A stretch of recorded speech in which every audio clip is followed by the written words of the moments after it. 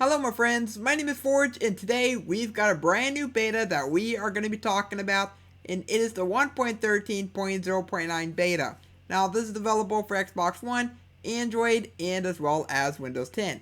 And I tell you what right now, this was a very big surprising beta. It gave us a bunch of things that pretty much catches up to some of the remaining features of 1.14. Of course there are still some features like dying science that still need to come. But with that one, we do have ourselves the likes of the Wither Rose. Finally, the Wither Rose is here, and I cannot wait to talk about all this stuff. And you know what? We're just going to go and begin over here. And if you remember, in the previous betas, we did get ourselves the light block. And in this beta, apparently they introduced the invisible end rod. Now, the light block, I made a video on how to get this thing, and I just got myself both of the things right there. But basically, to get the light block, you just need to go ahead and do a /give command. So /give and then @p, and then go and type in light block, and then you see it up there. Now by default it's gonna be a 0, but after you go and type in a 1, go ahead and then type in whatever kind of light level that you want. Of course it can only go up to 15. If you try to type in a 16, you will get yourself a light block of 15, but when you place it down, it will just crash your game.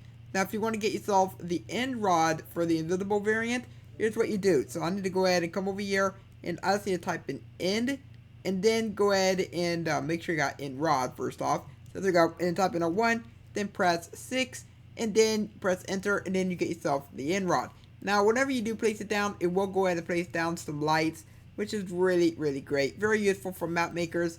But there is one bug I actually noticed, and that's that you cannot take it out of your inventory. Yeah, see, I'm trying to take it out of my inventory, and it's not letting me. If I press the Q key to drop it, it won't drop either. So that is a very big bug right there. And so yeah, if you want to go ahead and get yourself that block though, then you can still do that. But anyway, let's go talk about some brand new note block sounds. So as you can see, we have ourselves a bunch of brand new note block sounds, and let's go take a look at these. So the first one is using glowstone, and it's called pling or electric guitar. We have ourselves the banjo, which is a hay bell. We have bit, also known as square wave, and that's using a block of emerald. That's one of my personal favorites. This is going to be the didgeridoo, which is a normal pumpkin, not a carved pumpkin. So make sure you have the faceless pumpkins. The cowbell, which is soul sand. Iron xylophone, which is also the vibraphone. That's using a block of iron. Bone block, which is the normal xylophone. Any color of wool is going to be the guitar. The chime is packed ice. The flute is a block of clay. And finally, the bell, which is also known as the glockenspiel. I have no idea if I said that right or not, but excuse me on that one. But this could be using a block of gold. And that pretty much does it for all the note block sounds. And next up, it's going to be finally, we can place item frames on the ground. This is amazing. I like that a lot. I'm so happy that these are finally in the game, because this is a feature that many people have been wanting for a long time. Because now, if you wanted to, we can probably make an invisible item frame texture pack and grab hold of our diamond sword and place it onto the ground, and it will make it look like it's actually just being placed on the ground. And that's actually a very good little idea for one of these little item frames. But you can also go and place it above on the ceilings as well, which is. And next up is going to be the brown Mooshroom. Now the brown Mooshroom, in order to get him, it's going to be using a standard red Mooshroom. Now if you go and strike with lightning, he will become brown, just like so. And you're probably wondering about what makes him so different from the standard red Mooshroom. Well, what makes him different is that if you go and feed him any of these flowers, he will give you a different kind of suspicious stew if you milk him with a bowl. Or you can just go and craft it within these flowers. It's either one of the two options. But if you go ahead and feed him a flower, you'll basically get yourself these really cool effects. So you can get yourself fire resistance by giving him an allium, and that's going to last for 4 seconds. Blindness for 8 seconds, which is the Azure Bluette. Desaturation, which is going to be a 0.35 seconds. That's using Dandelion or Blue Orchid. A leaping or jump boost is going to be using a cornflower. Poison is a Lily of the Valley. Regen is going to be Oxide Daisy. We have Night Vision, which is a poppy. Weakness, which is any kind of tulip. then the potion of decay or wither is gonna be the wither rose. And those are pretty much all the different effects. But I'm gonna go ahead and showcase on I end up feeding this guy. So I'm just gonna go walk up to him. I'm just gonna go and feed him this flower, milk him, and now we got ourselves our suspicious stew. And so upon eating this, we will get ourselves that effect, which is, in my opinion, just really cool. So it's kind of like a really nice potion to troll your friends with, if you think about it that way. But yeah, that pretty much does it for the suspicious stew, and as well as the brown mushroom. How you doing, buddy? Now the wither rose is going to go ahead and give any entity that walks on it a wither effect. So as you can see, this normal mushroom, I'm sorry buddy, I'm sorry I had to do this to your friend. He doesn't even want to look, does he? No, he doesn't. But he has the wither effect now. And getting these, it's not going to be as simple as the other flowers. Okay, for the other flowers, you can find them throughout your Minecraft world. But for this flower, whenever a wither boss kills a mob, that is when it's going to go ahead and drop the wither rose. So I'm going to go and come over here. I got myself a third wither skull. I'm going to go ahead and place on top of this wither. And as soon as he does spawn in, you should go ahead and start like shooting at these mobs. And one thing I actually noticed is that the wither boss is a little bit glitchy.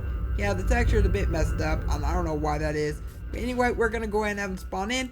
I'm going to spawn in this normal red mushroom. And there we go. We got ourselves our wither rose. In that case, we got 2 wither roses, which is actually a very good deal. But anyway, I'm just going to go ahead and clear my inventory. And that's pretty much it on the wither rose, and as well as getting it for yourself. But anyway, we are now down to the smaller features, which right over here, we also some science. So, Mr. Wither, I'm sorry to lock you up in there, but so now going into the settings, we have ourselves a few new options in here. And one of the new things that we have in there is a structure block, how to play tab. So it's going to go ahead and teach you on how to use the structure block, which is just really, really great. And now if I go ahead and click on profile, we also have ourselves credits. So this is going to go and open up the credit screen to Minecraft after defeating the Ender Dragon, which is another good way to actually see the nice little poem that they have in there and just the credits in general. But anyway, I'm just going to go ahead and close out of that.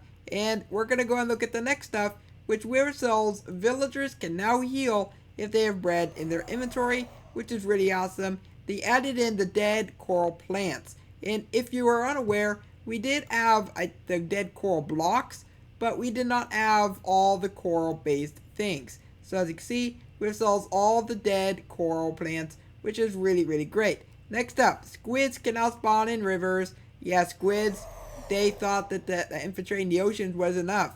Now they infiltrate your beautiful oceans. So yeah, not your oceans, your rivers, excuse me. But anyway, we're just going to go and look at the next thing, which is that they added in a successful village raid celebration. And basically, after defeating the raid, the villagers will celebrate. They'll fire off some fireworks. They'll give you rewards and riches. And that's really great stuff. I like that quite a bit. But anyway, I didn't know that that wasn't in the game already. I thought they introduced the entire celebration when they first introduced the 1.11 update. But anyway, as I told you, the game credits in the settings. So turtle lightning interactions are now data driven. Pufferfish puff states are now data driven. We can now have custom brewing stand potion recipes. How amazing is that? So that's really, really awesome. I like that a lot. But anyway, they also significantly increased the maximum spawn radius distance. And there you go.